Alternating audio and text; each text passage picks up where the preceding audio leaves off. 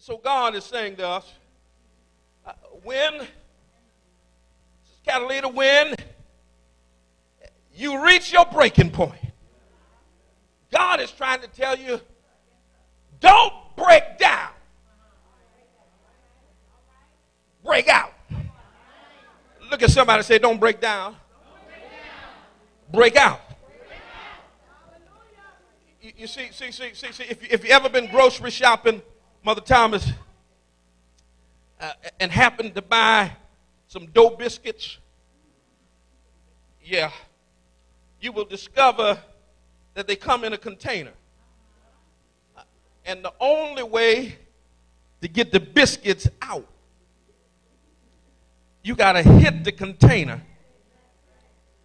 And when you hit the container, the biscuits pop out. Well, guess what sermon the dough is trying to preach to us? The dough is saying to us this morning, you see, I was in my container, which was not just my comfort zone. It was a place that I was constrained to by somebody else. However, for me to reach my destiny, for me to fulfill my purpose by being a buttery biscuit on your breakfast plate, I had to get out of that container.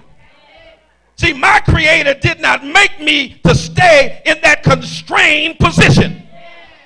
My Creator recognized that the only way to set me free from where I was constrained was to hit me.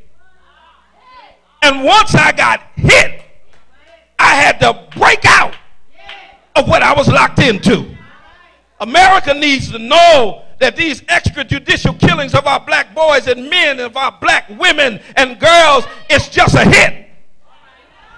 Y'all ain't getting this. That the mistreatment and the dehumanization of our people is just a hit. And if she don't watch out, we finna break out. Would you look at somebody and tell them we finna break out? You see, besides our own personal issues, understand when we look at the hell that we catch in the hood, when we look at the crime and the violence and the economic dysfunctionality, those things can cause you to break down. When we look at the murder of Michael Brown and Eric Garner and the refusal of prosecutors to charge their killers, when we look at a young man, a star football player, college student, going to Johnson C. Smith University, who was seeking help after a car accident and then was shot 10 times by the police, things like that will break you down. When we see the proliferation of guns and gangs and drugs in our community, things like that will break you down. But we're not going to break down. Look at somebody, tell them we finna break out. Oh my God.